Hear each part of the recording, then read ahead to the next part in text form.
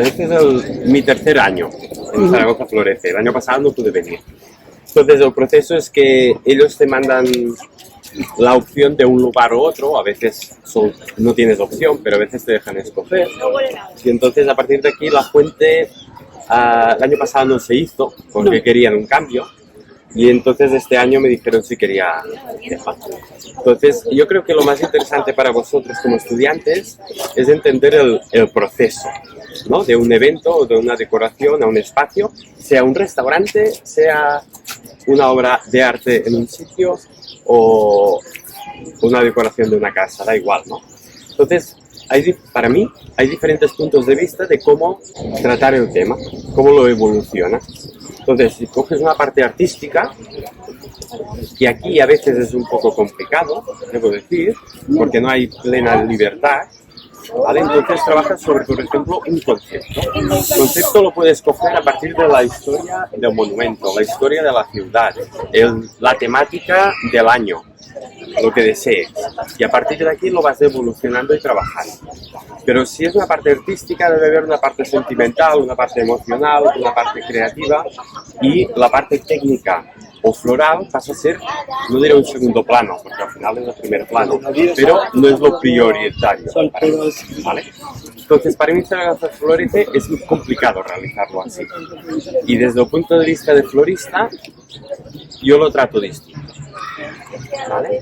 Todo, aunque la parte artística fuera la que me gustara más, ¿vale? Pero el problema para mí, y he hablado con organización y todo, es que si presentas un trabajo más artístico, donde quizás no hay tanto color, sino hay más un trabajo conceptual, te lo tiran para atrás, ¿vale? No se acepta, porque el dibujito no tiene el color deseado, o porque, etcétera, etcétera, ¿vale? No digo demasiado más. Pero yo creo que si hay un trabajo artístico, debería haber un 80% de libertad. Igual cuando se hace un monumento en una plaza, por ejemplo. El artista no le dicen, o un cuadro, píntalo una línea roja aquí y que sea esta verde más curvada o más recta. ¿A qué no? Pues yo creo que si nosotros tenemos que trabajar con esta parte más creativa, debe haber una libertad. En este caso, para mí no la hay, ¿vale? Y es la crítica que tenemos con la organización. Pero bueno, son organización, ayuntamiento, varias gente que opina y entonces no tienen esta libertad. Entonces yo me lo tomo de realizar el proyecto desde una parte más florística, ¿vale? Más como si fuera un centro de mesa de un restaurante. Entonces, ¿qué es lo que encaja? Yo vengo del interiorismo, ¿vale? Yo estudié floristería y después interiorismo. Entonces, claro, interiorismo lo que te enseña mucho es qué elemento debes incorporar en un espacio según el estilo, la época, decoración, etcétera, etcétera. Entonces, el proceso mío es este. Vale, tenemos una fuente, entonces la fuente nos marca mucho. Ya por la historia, por la geometría, por los elementos decorativos que tiene. Entonces, por mi parte, si subimos, por ejemplo, la decoración hacia arriba, eliminamos el valor que tiene la escultura en sí, la fuente en sí, ¿vale? Lo podríamos realizar más abajo o lo podríamos realizar en una decoración exterior, ¿no? A partir de aquí, bueno, presentamos un par de ideas en la organización. Las tonalidades, ya te digo, siempre desde un punto de vista florístico y no artístico. Es decir, de parte emocional o sentimental no os diré casi nada, ¿vale? Para mí no la tiene. Entonces, no. O el proceso de creación no ha sido este, ¿no? Entonces, para mí no es lo importante.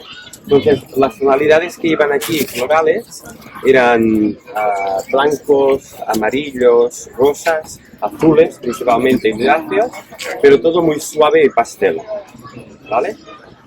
Intentando acercarnos a los colores que coge el agua con la tonalidad del sol. A partir de aquí se rechazó, se tiró para atrás y se quiso en colores fucsias, morados, rojizos y intensos. Vale. Yo soy transparente y lo expliqué ayer. Cogí el Photoshop, le dije, el dibujito que he hecho, saturación de colores, a morados. Y lo volví a mandar. Ahora está perfecto. Así fue. Y ya está. Entonces, ¿qué quiero deciros? Que como florista, a veces tenéis que adaptaros a lo que hay, ¿vale? Para mí, sigue así, que la organización, ayuntamiento, obliga a crear una composición concreta, entonces es como si me encargaran una boda. No tiene un aliciente extra para mí, ¿vale? Entonces tienen que cambiar cosas. Esta es mi crítica, que ya tienen, ya saben, no es un secreto. Y a partir de aquí, pues bueno, para mí lo importante es que se pudiera ver desde lejos, que se viera que había un trabajo floral, porque claro, la intención era trabajar esta zona o esta, ¿vale? Entonces, para no subir y estropear un monumento, esta fue mi decisión. A partir de aquí, teníamos que subir la altura para que se pudiera ver desde lejos, mantener los colores que deseaban. Y yo escogí trabajar en el interior. ¿Por qué? Porque la flor podía tomar agua más fácilmente y durar más. Porque los trabajos verticales, si ponemos la esponja en vertical, lo que pasa es que pierde el agua muy rápido, etcétera, etcétera. No hay un mantenimiento correcto o el que debería ser, aunque la brigada es excelente. Quizás deberíamos tener un goteador de agua en la esponja que vaya goteando durante todo el día para que la flor pueda beber agua. Entonces, aquí se complica, ¿no? Entonces, mi decisión fue crear el proyecto dentro, que tuviera la altura. Entonces, la altura iba marcada por el largo del tallo, que debería ser entre 60 y 70 centímetros, y el agua a máximo nivel. Entonces, yo planteé dos trabajos técnicos. Uno era el que está realizado y la otra era una estructura metálica, todo forrado con esponja y tapizado, ¿vale? Si no había nivel del agua, lo otro. Entonces, por eso os digo que no hay un trabajo conceptual, sino hay un trabajo más florístico. A partir de la idea que yo quiero obtener final, busco las técnicas necesarias que me sean más fáciles y más interesantes para el trabajo, y luego a partir de aquí escoger flores, etcétera. Entonces aquí lo ideal, si hubiera un presupuesto muy elevado o sin límite, es hacer una estructura del herrero que vaya unos pies hacia abajo, un arquito y otro pie, y que sea una estructura entera, o dividida por partes, da igual. Lo forramos con la tela metálica y ponemos las flores. Incluso lo podríamos trabajar en una hora aquí fuera, coger la pieza entera y ponerla dentro. Esto sería lo ideal y lo cómodo y lo fácil y lo interesante. Pero bueno, claro, entonces tendrías un presupuesto de 3.000 o 4.000 euros de estructura de hierro, que lo quitaríamos de la flor, y entonces por la cantidad de flor que necesitamos es inviable. Entonces es donde aquí el florista tiene que dar vueltas. ¿Qué podemos hacer si queremos hacerlo así? Y con qué materiales. Entonces ya los que estuvisteis aquí ya visteis que con 4 hierros y 4 troncos lo pudimos aguantar sufriendo, porque bajaba de un sitio, del otro y tal, porque bueno, pides el hierro que sea del diámetro 8 o 10 y llega del 6, ¿qué quiere decir? No tiene la misma fuerza, porque es el que había en stock. Entonces, pues bueno, todo de cosas. Ya sabéis que la metálica vino el día siguiente, no el primer día, no hicimos nada el lunes.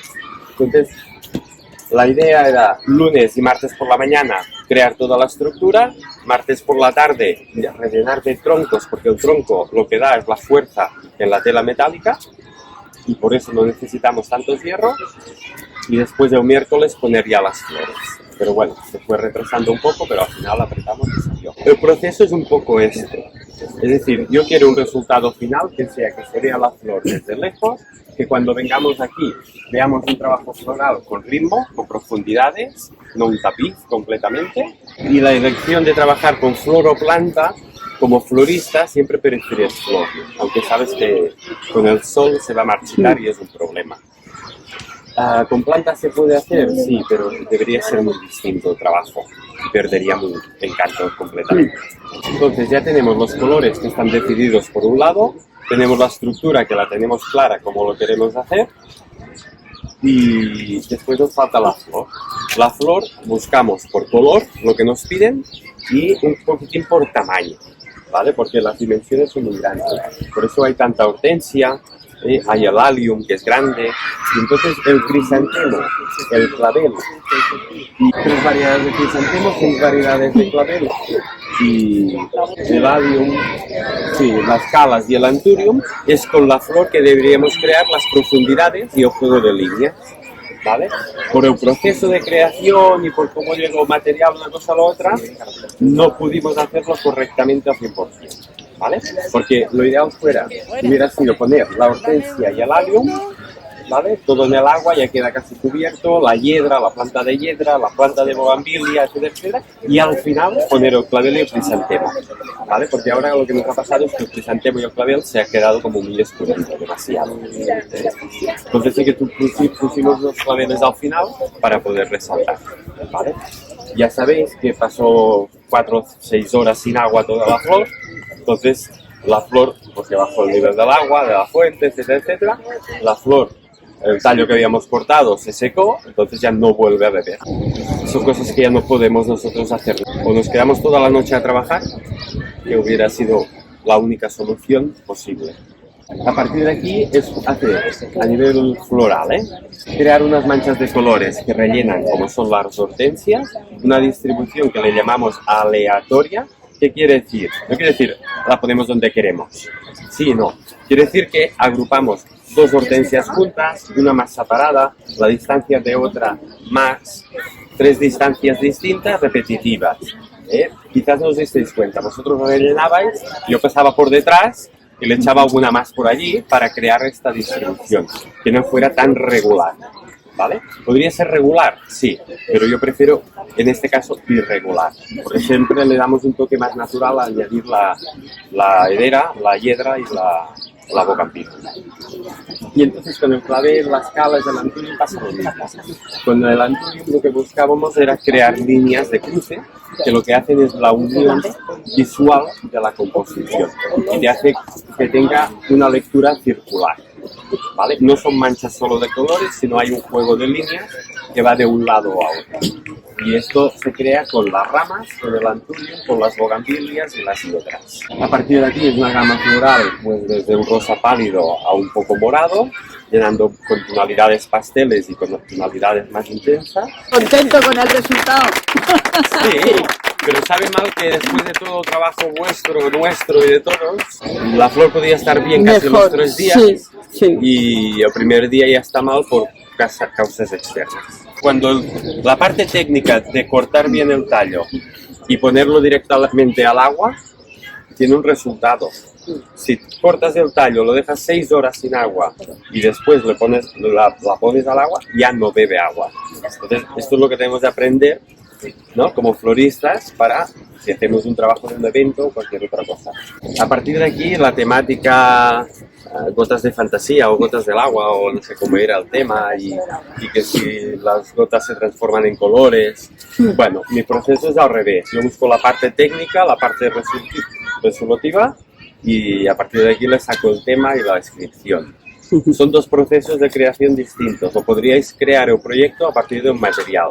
Dices, mira, yo quiero trabajar aquí con corcho, por ejemplo, y a partir de aquí desarrollo todo el proyecto. O quiero trabajar con esta flor o con una técnica concreta, y a partir de aquí desarrollas. O trabajo este concepto y a partir del concepto desarrollo proyecto. Entonces, la temática inicial, tú escoges la que quieras. Si es más artístico, nos vamos a una parte más emocional. Si es más florístico o decorativo, pues nos vamos a un tema más de materiales, de técnicas, etc. Bueno, gracias a todas por la ayuda recibida estos días, que lo habéis sufrido. Contárnoslo. Arañazos, Por los arañazos. picaduras.